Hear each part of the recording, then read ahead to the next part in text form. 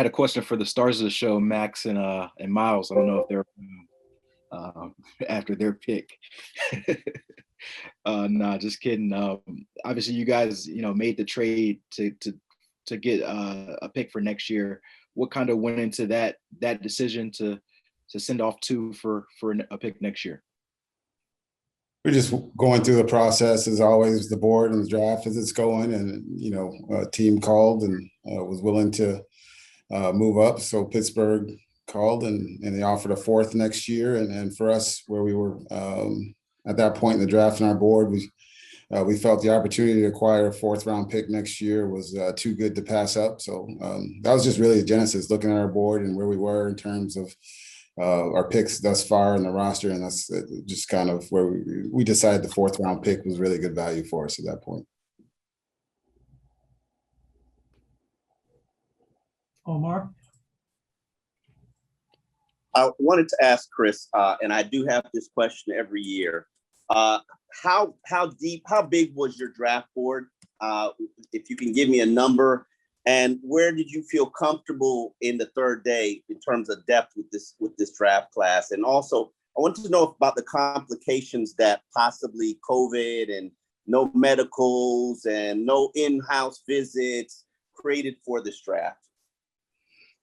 Yeah, in terms of the numbers where we're very similar to where we always were in terms of numbers, and we're very cognizant of that when we go through it, just to make sure we're not doing anything out of the ordinary in terms of where the numbers of each draft round were. So we're very similar to where it was last year in the last couple of years. And, in terms of the COVID and the medicals and the lack of in-person interviews, it was a challenge, but it was a challenge for everybody. And I think, Kyle and his staff did a great job. And I'll say the coaches and scouts spent a lot of time on Zoom and phone calls, getting to know a lot of these players. And so it was a lot of, man hours, and really appreciate all the work, the coaches and scouts done. They've been a great help and resource for Brian and I to make these decisions. It was a challenge, but we felt very comfortable, very good in our process, and we feel we're really good people. So, at the end of the day, for us, it was business as usual, and it was a pretty smooth draft for us. Josh?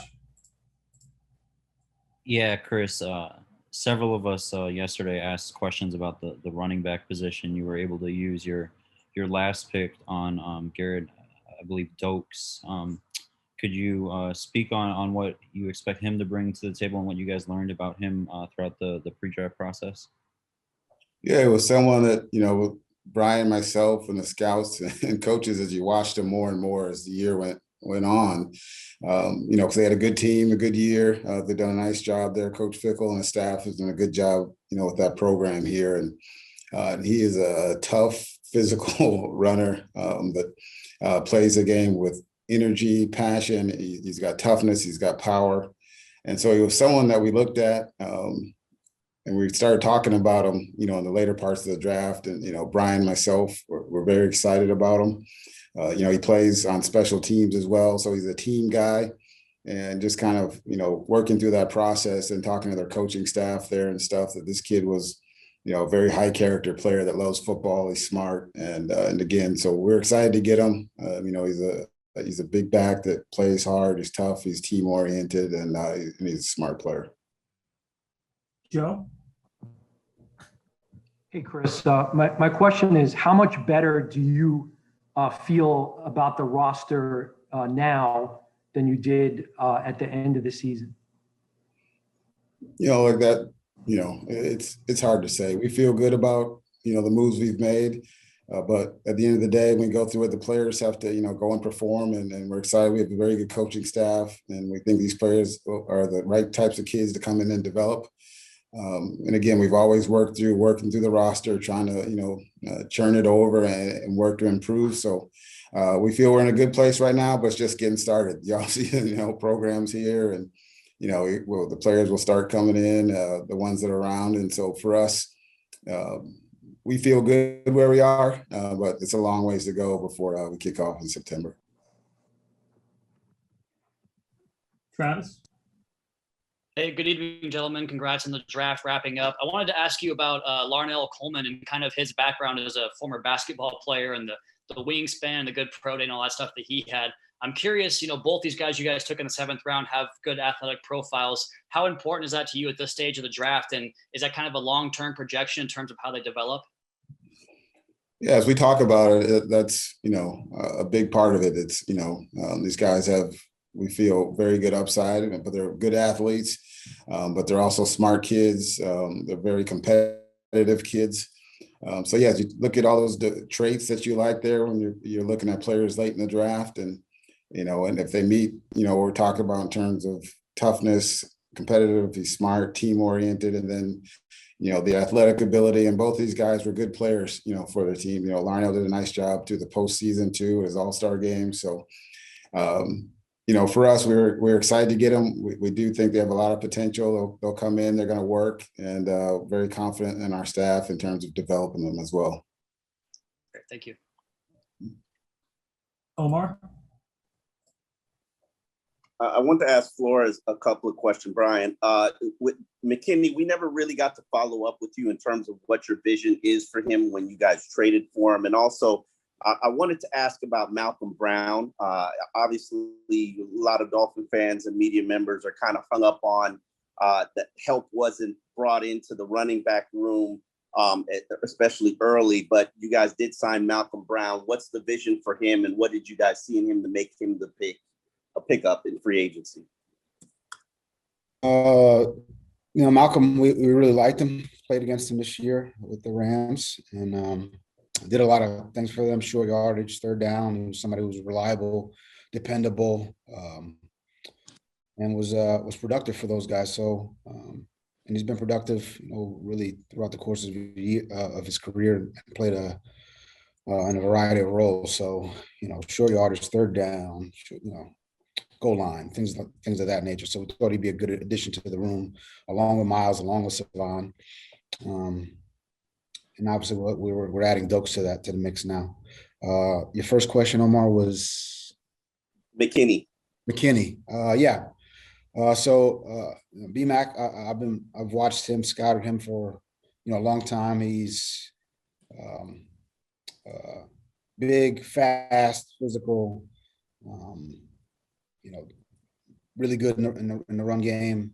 I think he's a good pass rusher. Versatile on the ball, off the ball, and smart. And my conversations with him already have been about how much do we think he can do? How much do we think? I think he can handle a lot. So I think we'll see him in a lot of different roles, in the line of scrimmage, off the line of scrimmage, on the edge. Blitzing, and hopefully, we get him in here, get him going with our terminology, our verbiage, get him in there, get him in with his teammates. It's one thing for one person to do it, but he's obviously going to be working with several other teammates, and we just got to get him going along with the rest of the group. Cam? I can, I guess, just follow up from there on the running back question with you, Flo. I know we saw Miles, over the last Miles Gaskin over the last couple of years. I guess with him coming back, it looks like he's got a chance to, be that lead back again. What have you seen from him over the last 2 years, and where do you hope he can still make more growth so that he can, take even more advantage of his opportunity? I think I saw a lot of growth from year 1 to year 2. I think we all saw that. He goes in the game, he's productive. Missed a number of games last year due to injury, but when he was in there, he's productive in the run game, in the pass game, in the protection game. Same thing with Ahmed. Kind of had to get his feet wet a little bit, but he got better over the course of the season. And then we add Malcolm Brown. But I think as far as specific to Miles, who you mentioned, I think he's a hardworking kid. It's important to him, and he's going to do everything possible to get every bit of production out of himself. Same thing with Savon, and I think we'll get the same out of Malcolm Brown also. if I could follow with that, it seemed like a common theme for you guys offensively this offseason was to add protection and playmakers.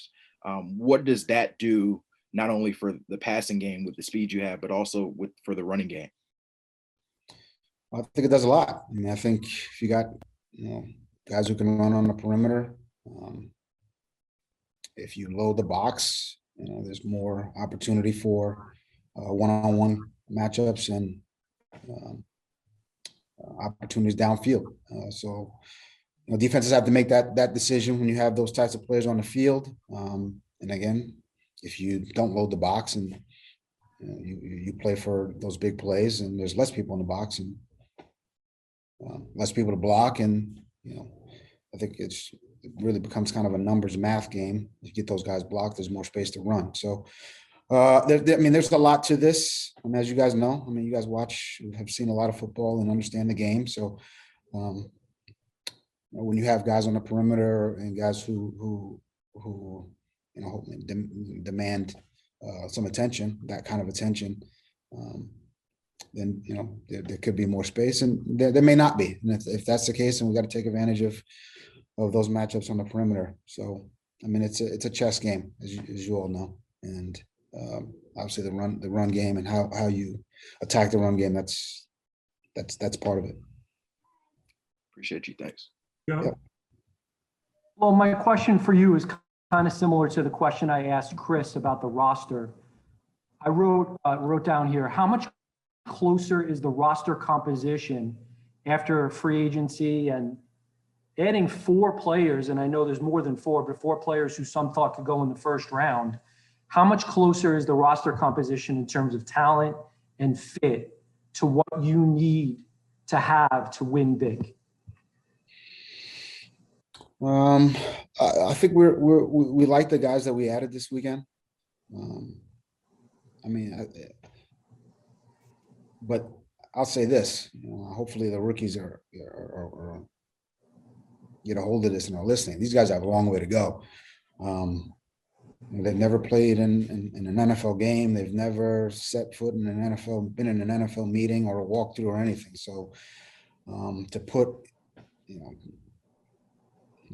don't want to call it pressure, but to sit here and they got a long way to go. So it's our job as coaches to help these guys get acclimated, learn the system, learn the terminology, learn how we practice, learn how we walk through, how to become a professional. It's not like you just jump in and you can do it. So we'll get them coached up. But we like the talent that we've added, this year, last year, and hopefully Chris and his staff, I think they do a great job, and hopefully, and I know we just got done with the draft, but I know he's probably sitting there trying to figure out what the next thing we're going to do is. So, I'm happy with it. But what really matters is the guys that we added and the guys that are already on the team putting in the work here in this off season. And then when we get them in meetings and we take them to walk through and really take it one day at a time and try to improve and get better. Thanks. Al? Brian, I'd like to ask you a question related to what Omar asked at the very start regarding this whole process in a pandemic. And what was it like for you? I know you like to try to get to know these guys as much as you can. So how challenging was it for you to do this, given the constraints you had? And in particular, coaching in the Senior Bowl, I'm sure there's never a bad year to be coaching a Senior Bowl, but how much of an advantage and a help did you find it to be, in particular this year? I thought we got a lot out of coaching the Senior Bowl. We met a lot of these players, got to spend some, face-to-face time with them. And I thought it was good. I thought it was advantageous for us.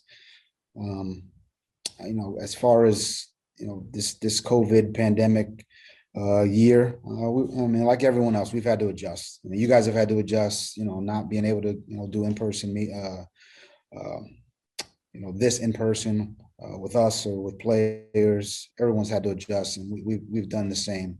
I like to get it. I've gotten more Zoom time and FaceTime. I've kind of gotten used to that, and you're flexible. I feel like I still got a good feel for all the guys we selected through Zoom. It's always good to look them right in the eye, but we're just not able to do that right now. And no different than you're in a game and you got to make adjustments, and somebody's out, you got to put somebody else in, or somebody loses a shoe, you got to put somebody else, you got to adjust. And I think our staff and Chris's staff and you guys as well, everyone's made adjustments in this pandemic this year, and that's just that's what it is. And I think we were still able to get to know the players, and I think we selected the guys that we feel really good about. Omar? Brian and Chris, I wanted to ask a little bit about the offensive line, particularly the decision to move Ereck Flowers in his contract. When you make a decision like that to remove a starter, obviously you feel like there's somebody who's in-house that can fill that void. What are some of the things that you envision for Hunt and Solomon and Jesse Davis and Dieter kind of in this second year of them being together? And also, Brian, can you explain why Jean-Pierre was ready for the call-up to become a lead offensive line coach? Well, I'll answer the first part of that first. So I think anytime you move on from a player, I think the process there is, well, how are you going to either replace that player? Who's behind that player? That's the first thing you think of. And if you don't have confidence in whatever that decision is going to be, whether there's a player there or there's a player you think you're going to get, then you don't make that decision. So we, Chris and I and our staff, we kind of go through that. And, you mentioned Ereck Flowers one. Those are hard decisions to make. But we made them with the idea and intent, to play some of those younger guys you mentioned. So Solomon, Robert, not to get into the weeds of this, but we felt pretty comfortable that we're going to be able to add a couple offensive linemen in this draft as well. And those are hard decisions. And but that's the job also. So that's that. As far as Lem, I think the world of Lem. I think he was here a year ago, and his energy in practice and his acumen about the game, run game, protection, opponents. You want to see you walk into his office, and you ask a question. Be ready for a dissertation and be ready to get educated on football. So oftentimes if I got somewhere to go, I just put my head down and keep walking, or else Lem's going to grab me in there and ask me about this defense or this front, and what happens if I'm going to do this if you do this, and it's a back and forth. And he's that way with the players. He's got great rapport with the players. We saw that last year, and I think he's going to do a really heck of a job. We got time for two more here, Travis. Hey, Coach, going back to the selection of Javon Holland yesterday, and obviously you add Justin Coleman this offseason as well. You talked on the night one presser about how you can never have enough pass rushers. And looking over this really good-looking crop of defensive backs you guys have and that you brought in the last few years, would you say that's the same deal at defensive back? You can never have enough of those players? It's a passing league. I think we all know that. So you need to be able to defend the pass. You got to defend the run also. But if you just look at the percentages and strictly the numbers, it's a passing league. So I think in my opinion, and Chris and I have had many discussions about this. We want to be able to obviously defend the deep part of the field, limit explosive plays in order to do that. And the guys who were back there are the defensive backs. So I think Chris, he puts a lot of emphasis on that with the scouts, and we talk about the back end constantly. We feel like it's important. We feel like all of it's important. I hate to kind of talk about one thing, because everything, every position, every from the nose tackle to the 3 technique to the linebackers, it's all kind of plays as one. But at the end of the day, I mean, I've learned this a long time. There's nothing the nose tackle can do about, a 50-yard ball. So, we put an emphasis on that, and the next thing we got to do is get them coached up, and it's one thing to add players, and then it's another thing to get them coached up and get them all on the same page so that we can try to defend these offenses that are very good in this league. Last one, Cam. Hey, if I can, I guess take it to football. I guess you guys are probably going to be going out to the field sometime this month with a lot of the guys, earlier than you were last year. I'm curious where you guys are with Eric and George as far as implementing the offense, and maybe what advantage it is to put it in earlier this year in person than maybe last year. I mean, we're into a pretty, as far as install and scheduling and how we're gonna, how we plan to play. We're pretty far along, and getting the players in. I mean, it's you can Zoom all you want, but you got to Zoom them and install and get on the field, and that's really how they learn. Once we're able to get these guys in here, obviously we have a schedule and an install plan that's gonna work incrementally so that they can get the information and be able to execute it. And I think it's going well. It really is. I mean, I meet with these guys every other day, and we talk about, hey, what's going in, what do we, what's the process of that, how are they learning it? Here's the verbiage, here's the terminology.